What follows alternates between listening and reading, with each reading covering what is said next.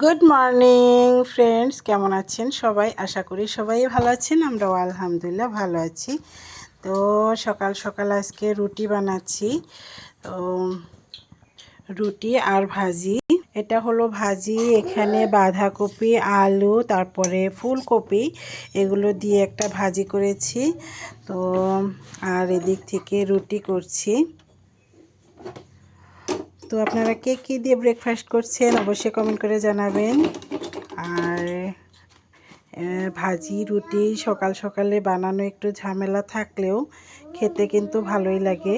আর আমার বেশি দিনই রুটি করা হয়, তারপরে চাপটিও করি মাঝে মধ্যে, কিন্তু রুটিটাই সবাই পছন্দ করে। চাপটি বানালে মানে আমার কাজের একটু সুবিধা হলেও সবাই কিন্তু পছন্দ করে না।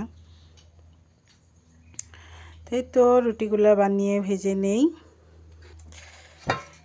এখানে আরও 5টার গুলা আছে আর মেয়ে এখানে খাচ্ছে।